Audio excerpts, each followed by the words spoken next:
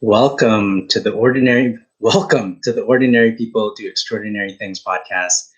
I'm your host, Michael Esguerra, founder of M.E.D Learning. And on this podcast, we give ordinary people a platform to share their extraordinary story. And today we've got a very special guest. He's a longtime B-boy, a second generation tax preparer, and he's involved in e-commerce and online marketing. And we're so grateful to have him here today. And we're just going to bring him on Instagram Live. If you aren't already following MBE Learning on YouTube or on Instagram, please do so. And then Jason's is at Stalls DLC. So we're just going to bring him on here. And it'll just take a moment here. So hang tight here. Welcome to the Ordinary People Do Extraordinary Things podcast. I'm your host, Michael Esguerra. And on this podcast, we give ordinary people an opportunity and a platform to share their extraordinary story. And today we've got a very special guest. His name is Jason. He's a longtime B-boy, goes B-boy Stalls. You might know him as B-boy Stalls. Welcome. He's a second generation tax preparer, and he's involved in online marketing and online marketing and e-commerce. And we're just going to ping him into the room here. Just one moment here.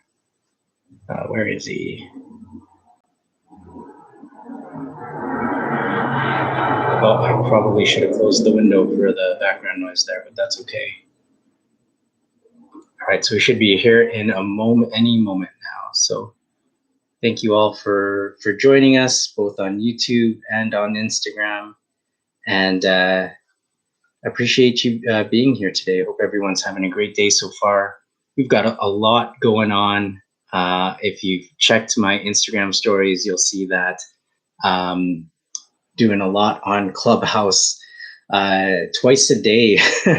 We host rooms there. So if you're on Clubhouse, would love to have you join the conversation and converse. We talk about all things love and respect there. We talk about the purpose of your life. So whether you know your purpose or you don't know your purpose, all is welcome. And, we welcome you to the conversation. We talk about self-love. We talk about resourcefulness. And there's going to be some other new rooms that we'll be having in the near future as well. Excuse me. Let me just try to ping him in here again. One more moment here. Oops. Where are you? Let me just open up.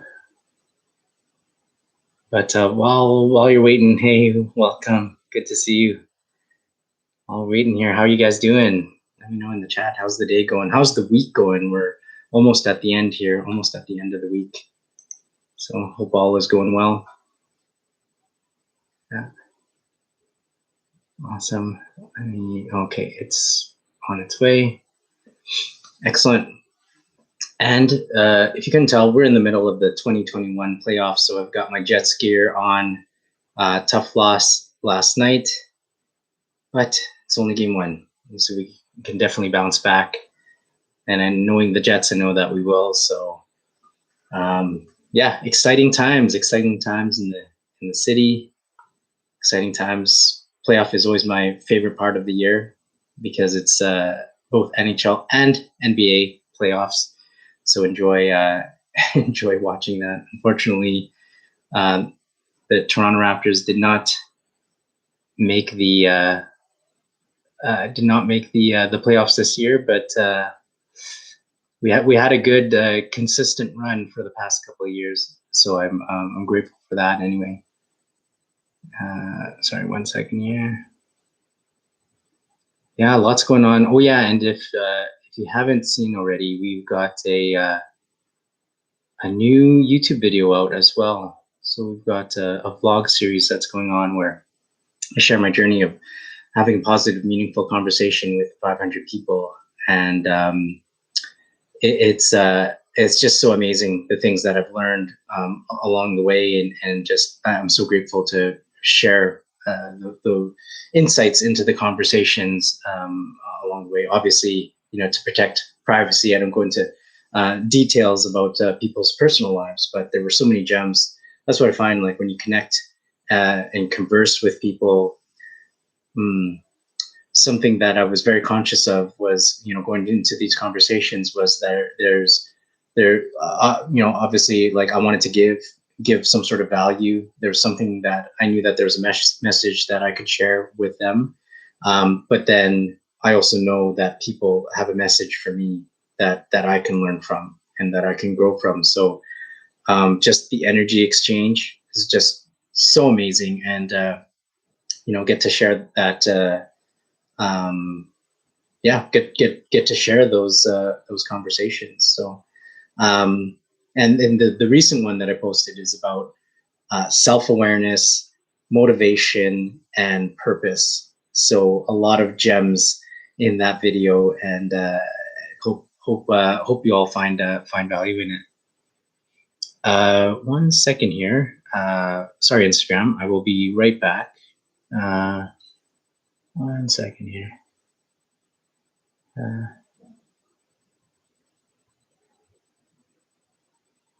Oops. Yeah.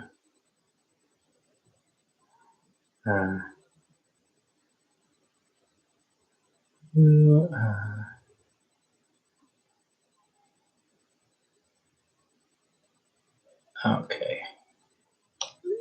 Oops. I'm going to turn this off. Sorry about that, Instagram. I don't know if you caught what I mentioned there. I was like, one moment there, Instagram, but then, yeah. Oh, I'm not sure what's going on here. There we are. There's the camera. Good to see you. Sorry for the delay there. Let me just ping back in here.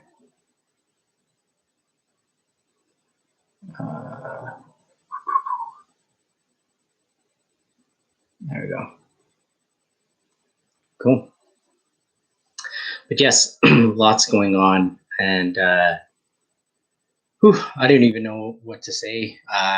The clubhouse rooms run basically from when I wake up to the moment that I go to bed. So it's a great conversations. Oh, hey, there we go.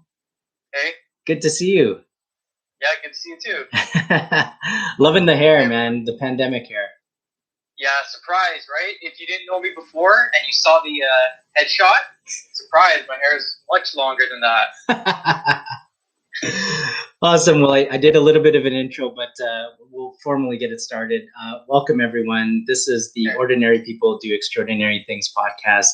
I'm your host, Michael Esguerra, founder of M.E.D Learning. And on this podcast, we give ordinary people a platform to share their extraordinary story. And today we've got a very special guest. He's a longtime Bboy, second generation tax preparer. He's involved in e-commerce and online marketing, and he credits all of the things that he's able to do because of his ability to learn, and not only just learn, but learn at an accelerated pace. So welcome, everyone. Welcome, Jason. So happy to have you here. And yeah, give it up for Jason. Yes, thank you. Welcome, Jason. Is there anything you would like to add? Is there anything you'd like to add to your introduction there? Oh, no, that was perfect. Thank you very much for that. Awesome. And you know what? Let's let the cat out of the bag. Jason is also my cousin. I like to say he's my twin brother from another mother. We're like 6 months apart. We're 6 months apart. And yeah, we basically lived life parallel to each other and basically supported each other along the way. So yeah, thanks for being here, man. Yeah, thanks for asking me. This is awesome.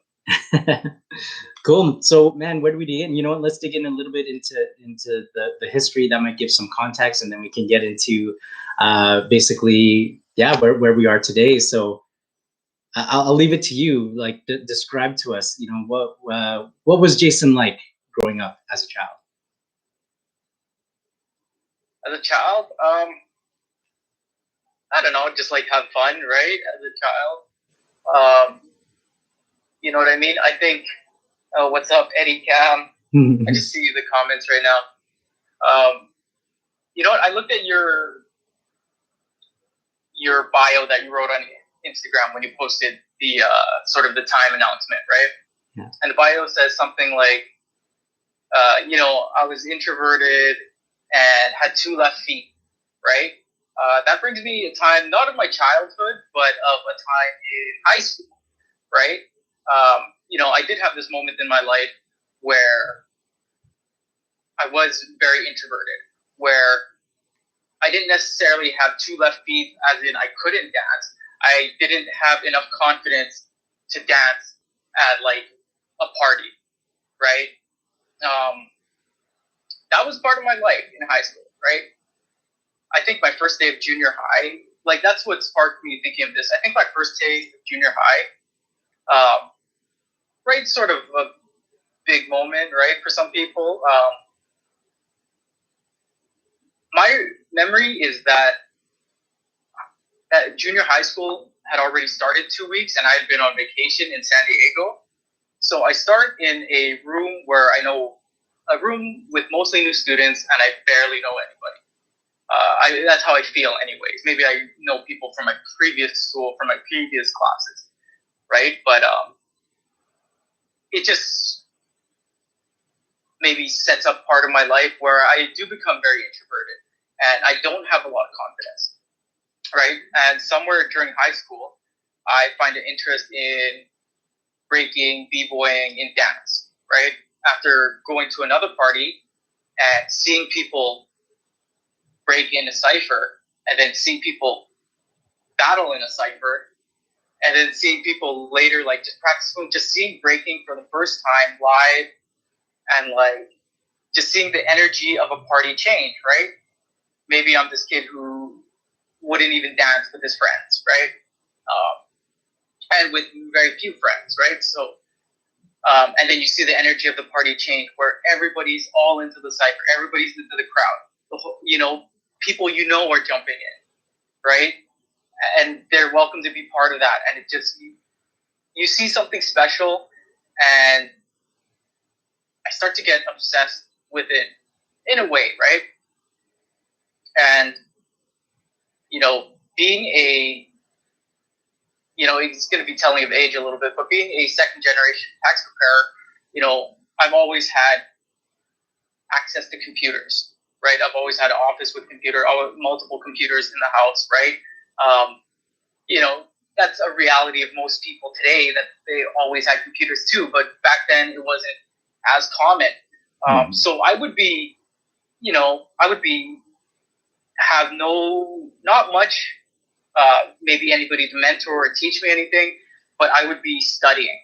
I'd be studying on, I think it was breakdance.com, and it was written out instructions how to do moves. Place your right arm here, like text. Like, you know what I mean? It doesn't even make sense unless you understand exactly what this person's talking about. There's no demonstration, not even pictures, just text on how to do every power move, every basic move. And in your mind, you have to figure out if the move you're thinking of is the move that they're describing, just to make sure they match, because the name could be wrong. People call the different things differently in breakdancing, right? So, I'm sort of a majority self-taught journey. I have people who do mentor me in different ways, but I don't have a mentor who takes me under his wing, right? But I still, I get really involved in dance, in battling. I get really involved, and during high school, I sort of get to a point where my crew stops, I stop dancing, but then somehow, like a year later or 6 months later, a year later, let's say, I get inspiration to start dancing, to start practicing again. So I come back to it, right? Sort of without my crew. I try and rebuild a new crew. And, I get to a higher level than I was before, right? So, dance sort of gives me a lot of life lessons that I needed to learn, living under a single parent, without a father, without a sort of role model. You really look inwards, or you're sort of always looking for your mentors, but you don't have a direct mentor, right?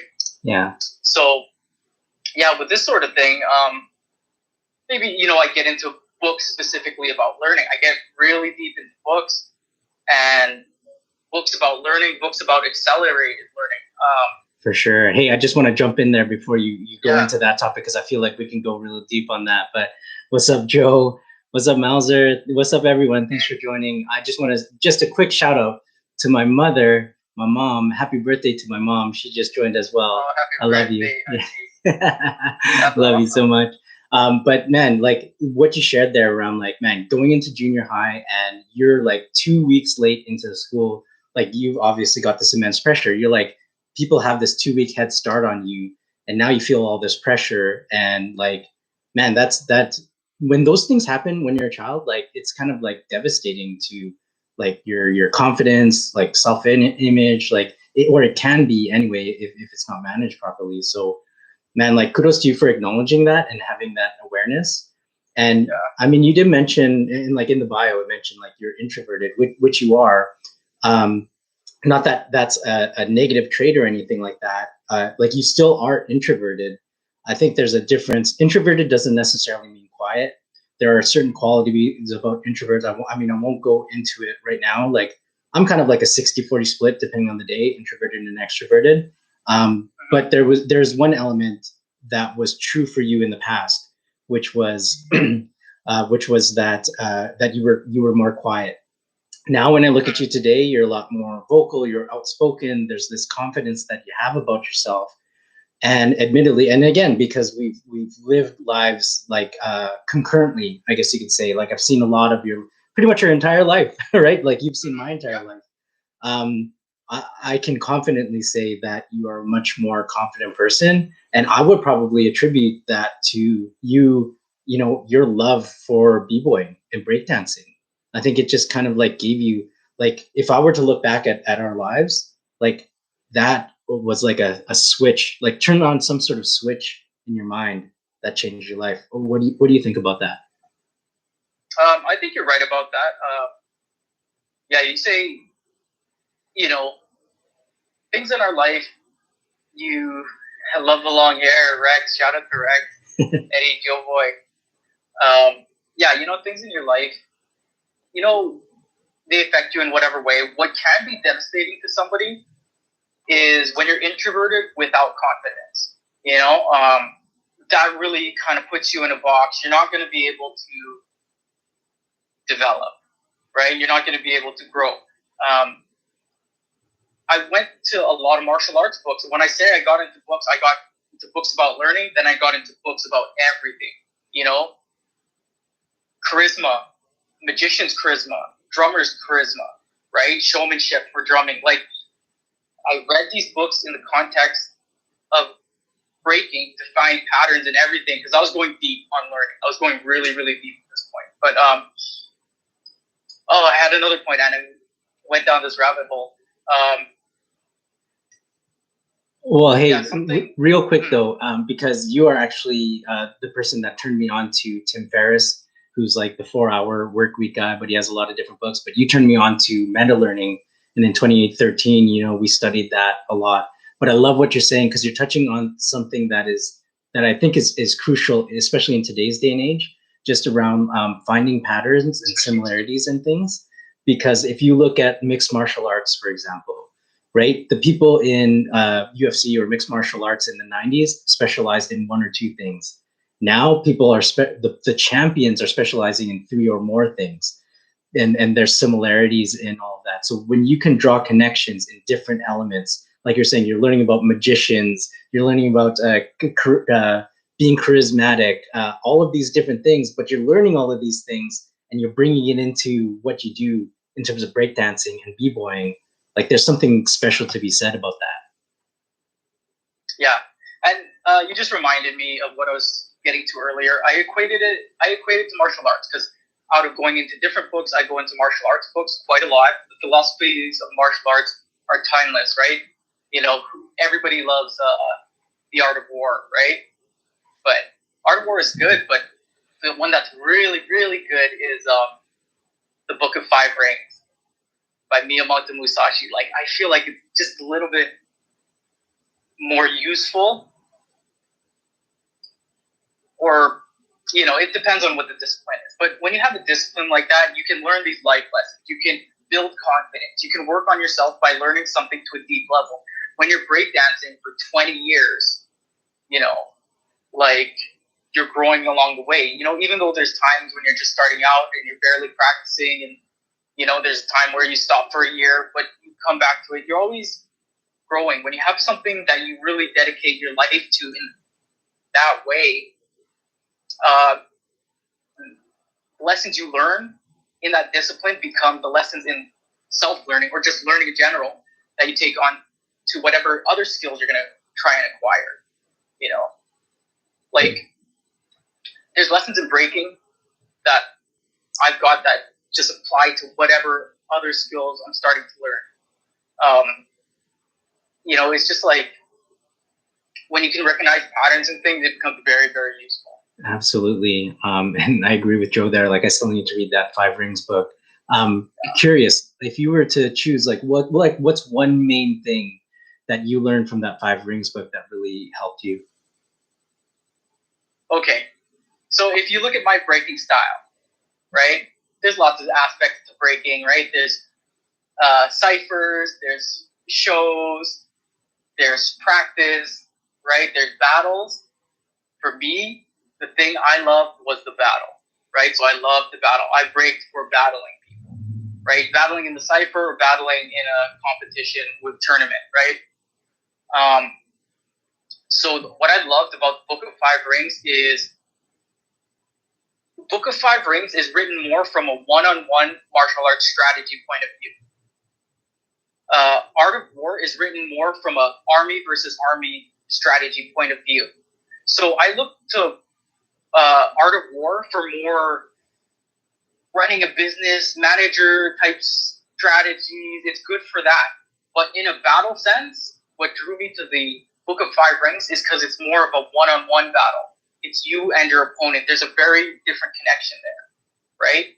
You see, like, there's it's by Miyamoto Musashi. It's one of the strategies he has is, I'll give you two, and it'll make sense, right? One is to crush your opponent. That's one strategy. To crush them, you have to crush them fully from beginning to end and never relent. You have, right? So to crush someone, to smoke someone, that's one strategy. Another strategy is to first feign weakness and attack with appearing weak and a reserved spirit, So almost like playing possum, would you say? A little bit. Yeah. And then after that, to then attack using your reserve, right? So to feign weakness first, and then to attack strongly. Right? It's like a controlled weakness, right? So these become battle strategies, right? So, right, when you crush somebody in a one-on-one or crew versus crew context, you're just throwing your heavy moves, right? And you can see how I've developed this second one, feign weakness. I've developed this into battle tactics, not exactly dance moves, but battle tactics, right? If you see one of my signatures, if you're not paying attention, you'll miss it. But when I'm waiting for a battle to start, maybe I'm mentally in my head just mantra I'm nervous, but it's a feigned nervous. I'm saying it to myself to have the body language of nervous, and we're waiting to see who's going to dance first, right? There's sort of a saying, whoever's going to dance first gives up their advantage because the other person now knows what they're going to do, and they have more chance to respond to what they did before, right? Mm-hmm. So there's a small sort of contest back and forth. Who's going to go first? Who's more confident to go first? I feign weakness.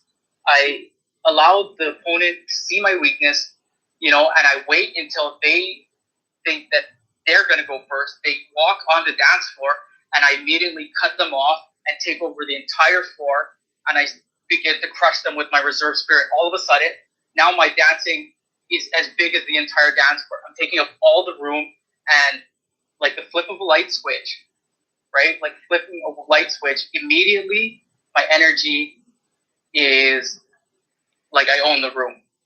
Ooh, I just want to highlight something for people, because you spoke earlier about seeing patterns in things.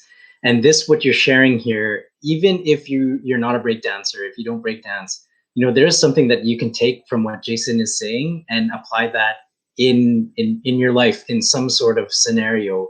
I'm just gonna leave it there. I'll leave it to you to put the puzzle pieces together. But what you're saying here is can be applied in a lot of different areas. Sorry, continue. Yeah, no, that's exactly it. It's like when you learn, and I think this Book of Five Rings too is when you learn the path in one way, you learn it in multiple ways. When you learn how to learn a discipline like martial art, like dance to a deep level, you learn how to learn other things faster, right? The fact that you dedicate so much of your life to the original discipline lets you take it further than any of these sort of new disciplines that you're trying to take. So it gives you the most learning experience, basically. Yeah, and there's a saying, common phrase, like how you do one thing is how you do everything. Yes. Right. Yeah. Right. Love it. So what would you say, what's and I don't know if you feel comfortable sharing this because it might out you in terms of your strategy, but what would you say is your most common strategy that you would use when you were b-boying? My most common strategy I would use when I was b-boy. Mm-hmm. I don't know, probably attacking, like an attacking style, right? So this comes from another book, right? Attacking chess. This is Josh Waiskins, another accelerated learner, right? He believed in attacking chess. So this is my version of an attacking style. Just my moves face my opponent. My moves go towards my opponent, right? There's a lot of emphasis of moving forward, which is it's the same as fighting. Like these things are all related because everything is related, right? So you learn a little bit about breaking, you learn a little bit about fighting, right? Mm-hmm. Or if you learn a lot about breaking, you learn a little bit about fighting, right? That's a better way to put it.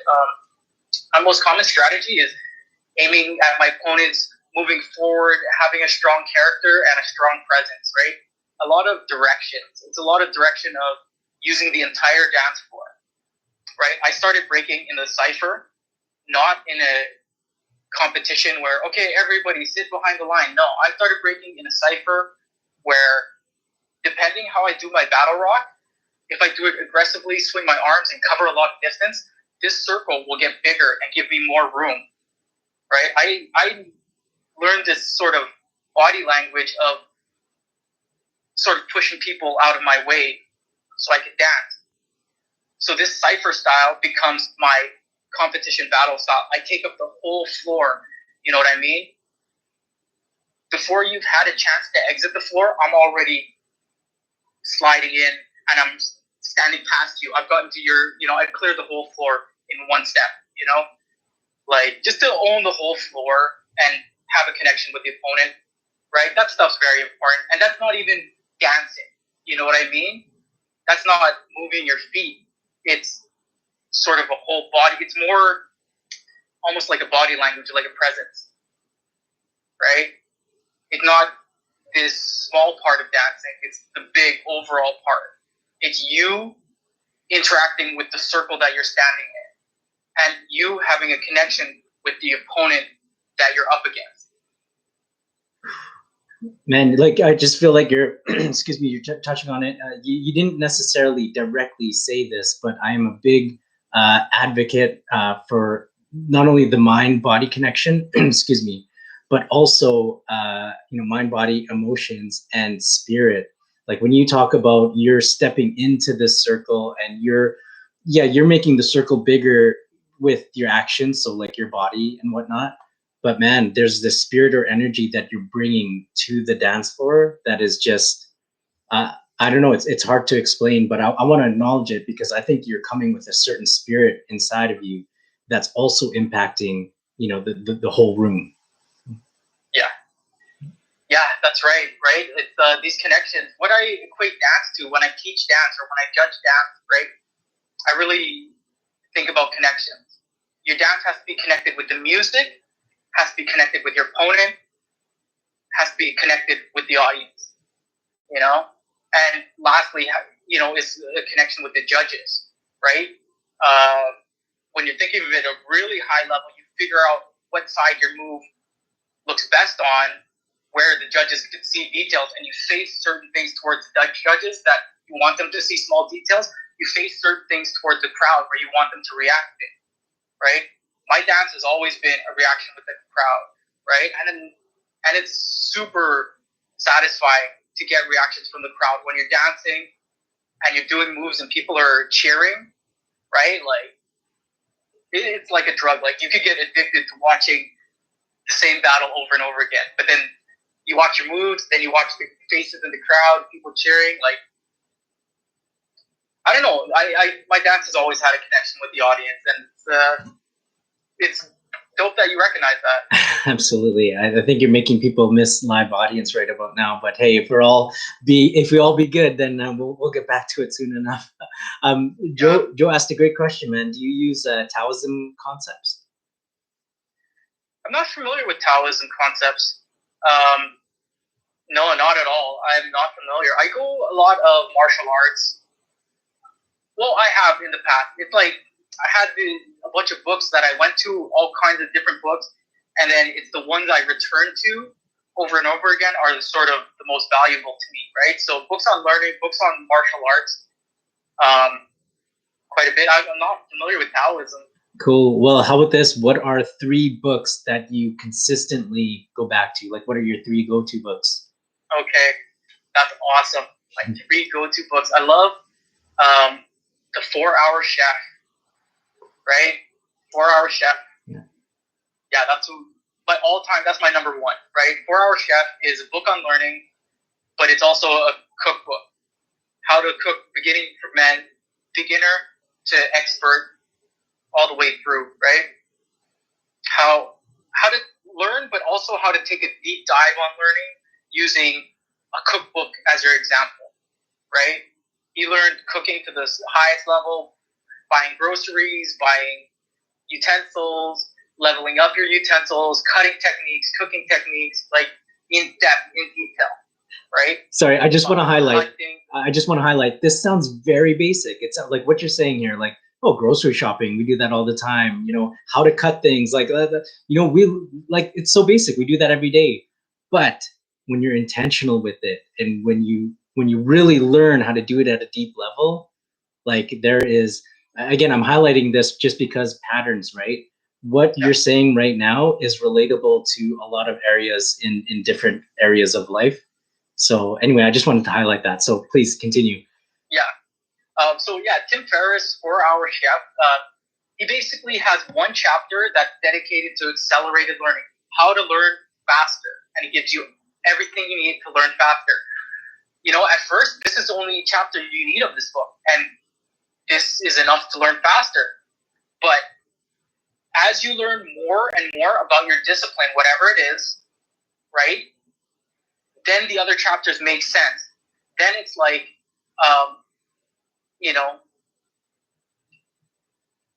okay, so the chapters of the book are color coded, or not chapters, the sections of the book are color coded. You know, white or blue, purple, brown, black, right? The same colors as the jiu-jitsu belt system, Brazilian jiu-jitsu belt system. So it's like the more you learn about your discipline, like breaking, for example, using the chapter on accelerated learning, now you need more than just that chapter. You kind of look to the next section, blue section of cooking, and he has a new set of rules only for cooking. I guess got to do it that way. But you can adapt these same rules towards your discipline of breaking, right? And then you can go so on with the next chapter where he goes more into hunting, like taking cooking a step beyond, learning that other level, right? You can take that same parallel and apply it to your discipline of dancing. Now, instead of learning break dancing, you're learning house dancing. You're learning popping or something like that, right? You're taking it to the next level. Then the purple section is all about experimentation, taking things apart, putting things together. So you apply that to your own discipline. And then the black section, right? Just how to do the most advanced stuff, how to master the art. You know, as you get more versed in breaking when you reread the black section on how he dissected learning for cooking. You can take these same lessons and apply it to your own discipline. So it's a book that, like, it seems simple. If you pick up the book, just read the chapter on learning. That's all you need. And then when the time comes, a year later, 6 months later, whatever, you'll come back and the lessons will mean so much more, right? Yeah. It's like there's a step-by-step how to learn anything deeply coded into the book. Absolutely. And I can second that. I am a big fan. Again, you turned me on to Tim Ferriss and onto that book. But I can second that. Like that book, I worked in corporate learning for like 15 years. It's like 15 years now. And when I learned about that book, I was probably already maybe 6 or 8 years into corporate learning. And like it added on so much more to my knowledge and experience. And one of the main takeaways from that book is Pareto's principle, like the 80-20 rule, right? That book is 20% learning, 80% cooking. But that 20% that you learn about learning is so impactful. And yeah, that's kind of the main thing is like, what is the 20% that you focus on that produces 80% of the output, which is actually what I built the M.E.D learning method around. And you can get it for free, by the way. Go to mblearning.com, sign up for the email list, and you get it for free. But yeah, that basically helps you learn anything faster, because a lot of people give up on what they're learning or give up on their goals because they don't see success early in the process. But then if you can focus on this 20% that will basically produce 80% of the output, like if you can get 80%, how would you say, what's the term? Like 80% like to skill, like to the desired outcome, or desired outcome, but like the skill level, like let's say skill level, sure, the 80% of the desired skill level. If you could do that by focusing on a small amount, like, oh man, it just makes things so much more enjoyable. Like I always use guitar as an example. Like when I first picked up a guitar, I had no idea what to do. Like it's hard to do, but if you can learn just like a small amount, like maybe 3 chords, and then you start playing, like that's about 80% of the way there. If you know 3 chords, you can play hundreds of songs just based on 3 chords. So if you can learn a small amount that maximizes your ability to do something, it just changes your world. And you're agreeing. I know that you know this concept, and and that's one of the reasons why you're able to do all of the things that you do, because yes, everything is connected, but like breakdancing, tax preparation, online marketing, these all seem like very different streams, right? But you're able to do all of that stuff because you're able to learn at a very fast pace. Sorry, I'm done. Yeah. No, that's right. You said 3 books. I talked about 1, right? So books on learning. I love 4-Hour Chef, Tim Ferriss. I also love The Art of Learning by Josh Waitzkins, right? So chess champion turned martial arts champion. He, as a child, he was a champion of the mental plane, chess. And then as an adult, he wanted to do something completely different. He became a world champion in martial arts. How did he learn to master these 2 disciplines to a high level? So he puts learning into his perspective. This book is written like great in a way that it's sort of a story that you just learn the story of his life, falling in love, being a chess champion, moving to martial arts. But each part of the story has all these lessons about learning. So it is a textbook on learning, but it's something you can just read over and over again as a story, really pleasurable to read, right? But all the lessons are there. You use it, you read it as research when you're trying to learn things, but you also read it as a story that's, learning about this guy's life. There's also a movie about him, Finding Bobby Fischer. Yes. Right? So that's about him as a child. And then the third book that I go to the most. That's a hard one. Right? Or how about this? If nothing comes to mind, what's one that you're going to right now? Yeah, going to right now, maybe like Practice Perfect. I don't know. The one I picked up recently is just some basic learn Chinese, right? Just to learn the PN. This is the one I picked up like earlier today, so just started. I'm just trying to learned the pronunciation alphabet in Chinese. They have a sort of pronunciation, all the sounds that they make with their mouth called PN. So I'm just trying to learn that alphabet. I just started practicing learning Mandarin. Cool. Sounds good. And how are you doing with that? Like, I know it's fairly early in your process, but how are you doing with it? Just started for, my wife is sort of, she's teaching Mandarin, so she helped me, this is probably the best time to learn. I haven't been frequent with it, right? So I'm just starting to get frequent with it, and I just picked up a book. So when you say that, this is literally the book I just picked up. Literally. I'm like, okay, I'm going to start studying now. Right before that, I was getting into typing, but I'm just maintaining my typing for 15 minutes a day, and that's enough. I can type really fast now, Yeah, that's awesome. So it sounds like the next thing that you're learning now is how to speak Mandarin. Yeah, at least how to pronounce the alphabet, right? How to pronounce the P in. Yeah. Right. I think that's all the start. If I could learn that small amount, like, would you say that I can say words properly? Would you say, well, I guess for now anyway, would you say that's the 20% that's gonna produce 80% of the output for you? Yeah, that's sort of how you approach it. Instead of trying to learn the whole thing, find the most important thing to learn and learn that, and then it's going to be like a continuous cycle, like a wave, like expand, retract. So sometimes you'll need to learn deep as much as you can about a subject, and sometimes you'll need to focus in and only learn you should have said wide. You're going to learn as wide as you can about a subject, all the different components that make up this subject. Then you're going to select and pick different components to focus on. Just learn deeply on that one subject. So you're always learning wide and then learning deep, and then learning wide and deep continuously. Yeah, that's a good point. I'm actually, like, I understand what you're saying. I'm trying to relate that now into compare it to something.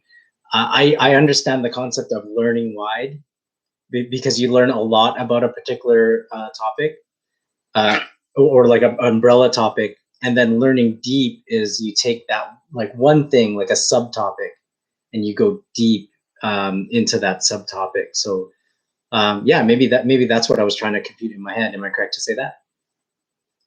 Yeah, I think so. I'll give you sort of a analogy. Okay. Right? Yeah. My journey for learning social media marketing, right? Mm-hmm. It started by probably learning how to build Instagram accounts, right? Learning how to build Instagram accounts in a short amount of time. Right? From there, you sort of learn how to run online businesses in a model called drop shipping, right? So you learn. So I learned very specifically about drop shipping, this one type of business. I tried it out. I had somewhat some success. I had somewhat some failures. Basically, a learning process with some early success. But then from that, you learn. You kind of learn the big picture of e-commerce, and then you decide out of the big picture what are the most important things for me to focus on, right? So I decided, if I were to pick things to get really good at for e-commerce, it would be writing copy and running Facebook ads, right? These two things have the biggest effect. One, Facebook ads, because it's the highest learning curve. And it's always changing. It's just it's a good one to know because people don't know it.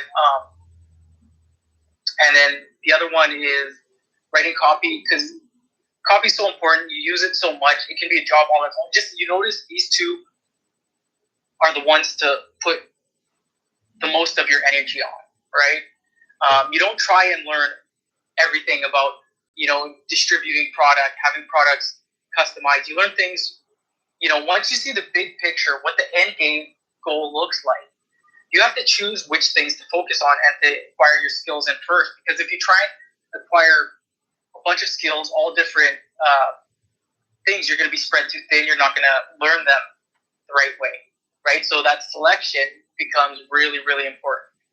right? Being able to focus, right? There's a time when the research is valuable. You learn as much as you can. You learn as many different things as you can. But then there's a time when you have to, like a switch, you have to flip and say, now I'm going to learn these few things or this one thing as deep as I can, right? I'm going to focus on learning this one source of information, as deep as I can, right? Like if you had, let's say, for example, a bunch of courses, right? You decide which one is most valuable course and focus only on repeating that over and over and getting that to the highest level, right? And then building on there. Yeah, absolutely. And like full disclosure, Jason's helped me so much with my social media. Like I was reflecting on this last night, actually. 7 months ago, if you looked at my social media, it was basically dormant. Like Instagram, dormant. I wasn't even touching it. And then there was that flip. You were teaching me what you were learning. And now fast forward, it's like I'm doing something now that has always been in my mind, like, oh man, I should do a podcast. Literally fast forward to today in this very moment, we're doing a podcast. Is it perfect? No, it's not. But does it exist? And am I doing it? Yes. And that's what matters. I'm learning through all of this, right? For me, and I just also want to mention, like the 20% to focus on that'll produce 80% of the results is different for everyone, depending on your current knowledge and skill level. Like right now for you, when it comes to online marketing, like you're focusing on building social media account, or sorry, what did you said Facebook ads for sure. Oh, and copywriting you said, which I agree, those are important. I would say if I were to choose my 20% right now, part of my 20% is the organic funnel. So really just putting stuff on the internet, on my social media and growing my social media accounts. That's my 20% now. So I share that because it's different for everyone based on your current knowledge and skill level, right? I want to touch on this Q&A here. Thank you for the question. Yeah. Feel free to drop questions here. Eddie asks, what do you do physically and mentally to recharge? Eddie Rocksteady. What a username, right? Shout out to Eddie. What do you do to physically and mentally recharge? Honestly, I struggle with this. I burn out. One thing I did early on with studying, I always studied breaking. I always carried notes around, and people go like, oh, are you studying? Like, I wasn't in school. I'm just like, yeah, I'm studying. Like, I always studied breaking. One thing I did when I'm studying, I would, like, anchor. So I would, when I'm studying, I let myself jump up and down, get out of my chair, and get really excited. So, I tend to, when I'm learning something, get into it to the point where I burn out. Like, I've been burning out, and I recognize I'm burning out too much. Like, I need a better way to recharge, right? So, sort of holding yourself back slightly, almost like the concept of having a reserve spirit, not fully stepping on the gas, right? Like, man, I just learned typing. I learned typing in like 3 days. I could already type pretty fast, grew up around computers all my life, but I went hard for 3 days and typed as if it was a video game that I was addicted to, right? I just typed as accurate as I could and as fast as I could. And basically after 3 days, I could type without looking like 60 words per minute, like pretty fast. And what was your prior speed? My prior speed was like, it was a 50 words per minute while looking at the keyboard, which is basically cheating, right? While making mistakes. I got to a 60 words per minute, but majority of that happened with 3 days of stepping on the gas too hard, where I was just like obsessed with typing, right? So I'm pulling myself back. Like, okay, I can't type for hours. I've cut it to only 15 minutes a day now that I went over that initial hump. So it's going to get there. My goal is 100 words per minute, which is a significant typing speed, but I think it's just working on the accuracy, 15 minutes a day. So I'm holding back slightly, right? Because this is typing, I set it at 15 minutes a day, but if it was something I was putting my focus into, I would, even though I was studying or working on it as hard as I can, I would make sure I get a full 8 hours sleep. That's what I've been bad with. Like, you can't not sleep and do something to your best, right? So, sleep proper. Josh Watkins in his book, he talks about right after a tournament, he would go fishing with his dad, and all they would do is fish for a week, and they wouldn't think about chess, and they'd come back to it, recharge, and they're so much stronger when they came back, right? When I stopped breaking for a year, that's what happened to me. I came back much stronger. So you have to, even though you feel the fire and the trigger within you, that motivation is there, you can't deplete all your motivation. You have to keep a reserve. You have to rest before it's time to rest. And don't burn yourself out, right? And I'm bad for going overboard, but now that I recognize it, I can start adjusting. So you calibrate along the way, right? But yeah, recharge. Take foot off the gas a little bit. Take breaks. Breaks are important. What a gem, though! Like, rest before you need to rest. But you almost need like that self-awareness to know when, before that moment where you need to rest, because like I fall victim to that as well, where it's just like, I'm going so hard that it's like I'm forced to take a rest because I've been going so hard, and I didn't rest when I needed to. Now I'm a little bit better. Like I almost have like daily practices for rest.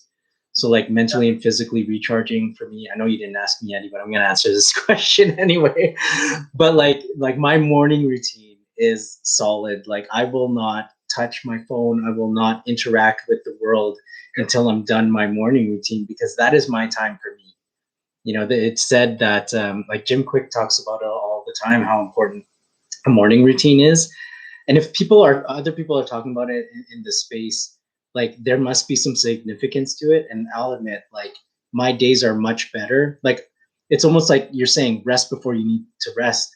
So, I vacation before I need to vacation. Like I vacation every single day. I vacation during my morning routine, right? I'm filling my mind first thing in the morning with all of these affirmations that'll help me be, successful and live a happy life and, live in abundance, like all of those things. It sounds very woo woo, but we're in 2021. This is not woo woo anymore. There's science that backs this stuff up, right? I meditate every morning, right? And that helps me go through like literally every single day, like from 7 a.m. till like, 11 p.m. I'm doing something. Like my clubhouse rooms start at 7 a.m. They end at about 10 or 11 p.m. And in between that time, like I'm working on other things, like doing interviews like this and making videos and all that stuff. But I'm able to do all of that stuff every single day without burning out, because I have that 1 hour, 2 hours every single morning where I'm doing this morning routine. And it's not perfect every morning. Some mornings I do half of it. Sometimes I have like this is something we didn't touch upon, but I know you talk about it a lot. Sometimes I have a minimal effective dose where, instead of meditating for 15 minutes, I meditate for 5 minutes. Instead of doing affirmations for half an hour, I'm doing it for 5 minutes. Like, you do what you can with the time that you have and the schedule, because life will always go on. But it is important, first and foremost, to take care of yourself before you can take care of others. So, sorry, did you have anything to add to that? You just said minimum effective dose. That's also from Tim Ferriss's book, and I get a lot of value out of that too, right? There's a time when every day, I just would do my freezes. This was a minimum effective dose. Even if I was tired, I had 4 freezes that I practiced. And if I was tired, I would do each freeze once on the left, once on the right. One was the minimum, but I still did it. I would do months and months of only hitting this freeze one time each side. You know what I mean? Like whenever I was tired. But when I was good, I'd hit it 5 times a day. That minimum effective dose is just all you need. That 20% just to build a habit. Once you build that habit, you'll be able to freeze better than everybody in the room. Like, off of minutes a day. You know what I mean? Sometimes a minimum effective dose is all you need for the long run, right? That's what my typing is. 15 minutes a day, right? It started out with a big jump, because I was really obsessively enjoying typing, right? Playing typing video games and typing as much as I could. I was like, I didn't want to do anything else. I couldn't help myself, right? So 3 days of obsessive typing, and now it's just 15 minutes a day. Keep it, because that obsessive typing is not going to last forever, You can't stay up past, the time you're supposed to be sleeping to type and think you're going to type better the next day or something. Typing's a weird example.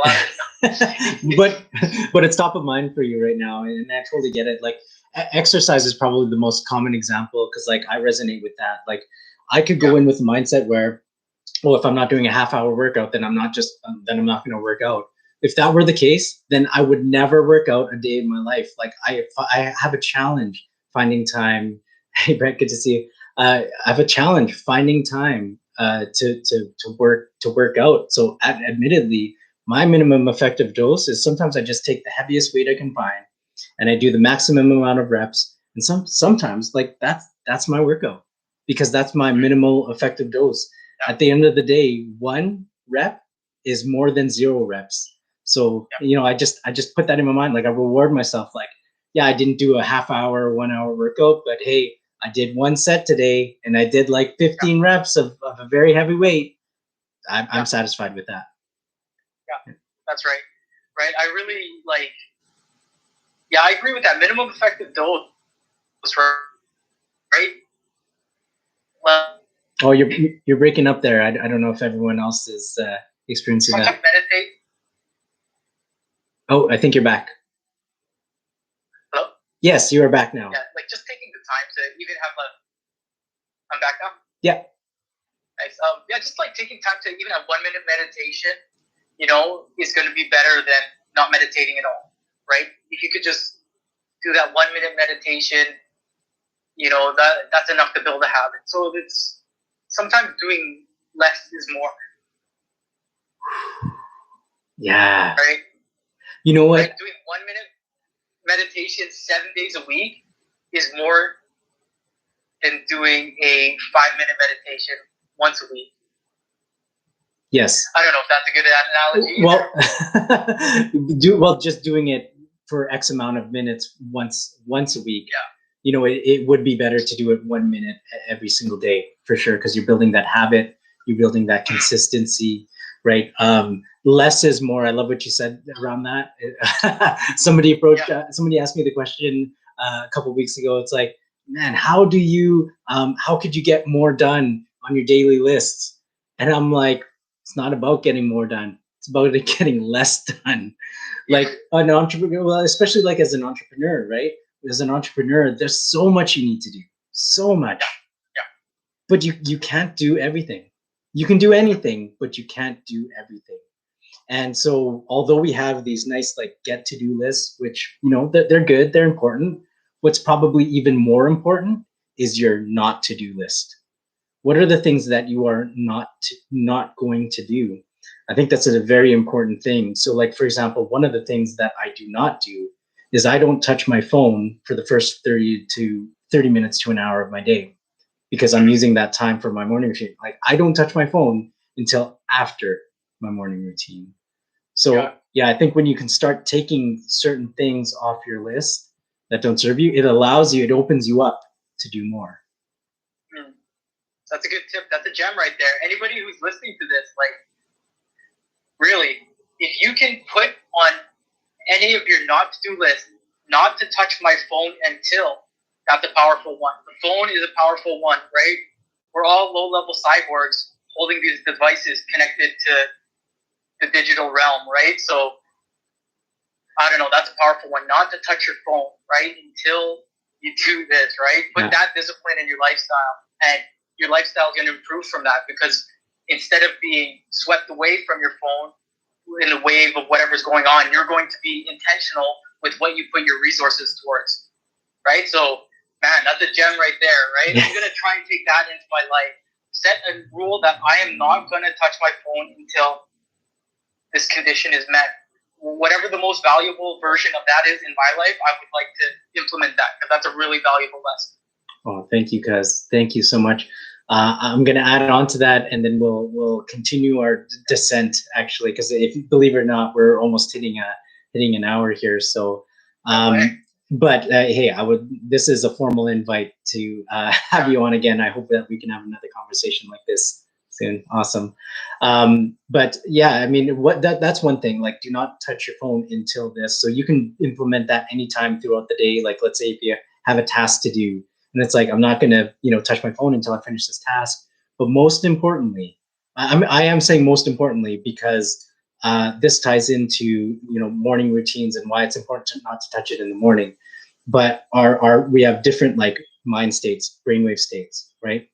Delta, I believe, is when you're like fast asleep, you're asleep or you're conscious, and then beta is when you're wide awake. Like right now, we're talking, we're wide awake. In between your awakened state and your sleeping state, there's this magical state called theta. And theta typically happens right when you first wake up and right when you're about to go to sleep. You could probably reach that state through deep meditation as well, but you're very calm, you're very relaxed in the state. But what happens in the state is the filters in your mind are down, which means that your brain is very susceptible to anything. So whatever you feed your brain at that time is basically, it won't block anything. It'll just take it in and accept it as truth. So that being said, if you pick up your phone when you first wake up and you're consuming, let's say news, which is usually negative, right? Social media, which usually causes this FOMO, or like, like this feeling of keeping up with the Joneses, and you're consuming yourself with all of that information, that's what you're going to carry with you throughout the rest of your day. If you're doing that right before you go to bed, you're going to carry that through with you when you're sleeping. And so could you imagine this type of this life that you're building inside of your mind, and it eventually coming through you, right? I often say all change starts from within. Pretty much everything starts from within. So if you're starting your day like that and you're looking at your phone and you're basically reacting to all of this stuff, then what are you going to think about what you're going to do for the rest of the day? You're just going to be reacting, and you're going to be carrying all of this energy, which is usually negative energy. You're going to be carrying that with you throughout the day. So that being said, when you first wake up, if you do something like positive affirmations, right? You don't have to listen to anything that I say, but think about what is it that you want to put into your mind. What are the energies that you want to carry with you throughout the day, right? So that's why I do things like positive affirmations. I meditate and I do all of those things, because that moment when you first wake up, that is your only time in the day where you can be proactive, because for the rest of the day, you're reacting, right? This conversation, I'm reacting to things that you're saying, right? It's not negative or positive, but it's just that I'm reacting, right? But if you want to be proactive, if you want to win the day, win the morning, right? So if I'm proactive in the morning, then what's going to happen throughout the day? Chances are I'm going to be more proactive throughout the day. So, yeah. Awesome. Nice. Okay, cool. I wasn't sure if you had anything to add. Good, man. Morning routine. I'll have to take a deeper look at my morning routine in that case. Well, you know what? Like we said earlier, minimum effective dose. I would recommend starting with one thing. Choose one thing that you could do that you can do on a daily basis, and then stack on from there. Like my morning routine started from I was experimenting with lucid dreaming. So I had a dream journal that I had beside my book, and I was writing my dreams down when I woke up. I converted that. I eventually stopped the dream journal, but I converted that into a gratitude journal. Which I didn't touch on. I didn't talk about my full morning routine because I have a YouTube video on it, so you can go to the YouTube channel and look it up there. But gratitude. So that was like one of the main things that I started. So it was like writing 3 things that I'm grateful for. Excuse me, it's evolved now since then. But because I already had that habit of writing my dreams down, it was an easy to convert writing it to writing in my gratitude journal. And then now I've built on top of that, and now it's like an hour, 2 hours long if I do the full routine to its fullest. Yeah, if you're just trying to get started with a morning routine, just the first thing you do, just make a habit out of that, right? Even if you only change that one thing and it's just the first thing that you do, like keep that up with enough frequency, and that'll it'll evolve from there, Yeah, absolutely. Well, hey, this was awesome. Like I usually I come in prepared with like questions and notes. I had faith that I was like, I'm sure I could probably go into this conversation without any prepared questions, which we did, and we managed to carry the conversation. I want to ask you one last question before we go, though. and you'll probably recognize this question, but if you had access to a billboard anywhere in the world, you put it anywhere in the world, what would you write on the billboard, and or what would you have on the billboard, and where would you put it? Okay, if I could just have a billboard. So basically, if I could have this billboard to share a message anywhere in the world, where would I put it? Yeah. Man, put it on the internet somewhere, man. It would be, I think it'd be a billboard. Okay, a billboard. Billboard. I'm laughing. I Sorry, don't know, I'm I laughing feel right like now at Eddie's comment there. I don't think so, man. I think we live in a digital world now. I think everybody's supposed to stay home and not even meet outside, and it's like billboard's a tough one. Okay. I would put a billboard on the front of people's phones. Okay. Right? I would put an advertisement built into someone's phone on the front of it. So you'd always see my billboard. Right? Yeah. So creative. It's a hard one. What would It's a hard one. that's an awesome, and see, that's what I love and appreciate about you. You're always thinking outside the box, and you've got this quirkiness about you where it's just like you will come up with an answer that I want to say no one would think of, but very few people would think of. Yeah. Like it's a half-second animation. When you pick up your phone, it shows like a half-second video of a billboard that says my message. I don't even know what the message is, man. Just love each other. Right? That's probably, if I only had one message, that's a pretty safe one. Right? Because when everybody loves each other or has that love in your heart, things will be good. There's not room for, bad stuff. So just love each other. Wow. Powerful. I think that's a beautiful way to end. Thank you, Jason. I appreciate you for making the time today to do this interview. If you aren't already following, please follow Jason at Stalls DLC. Follow myself, M.E.D Learning 1 on Instagram. We're M.E.D Learning on YouTube. But thank you, Jason. Thank you, everyone who tuned in, who's watching live and on the replay. And hey, you know what? I'm going to leave it to you, Jason. Any closing words before we close this off? Not much. Thanks for having me on. This was a lot of fun. Awesome. Thank you. Well, I'm grateful that you joined, and it was a lot of fun for me too. So we'll close this off. Remember, everyone, if you can learn anything, you can do anything. Thank you, and peace, love, and virtual hugs, everyone. Peace. Hey, thanks, everyone. Bye. Bye. Thank you, everyone. Peace out.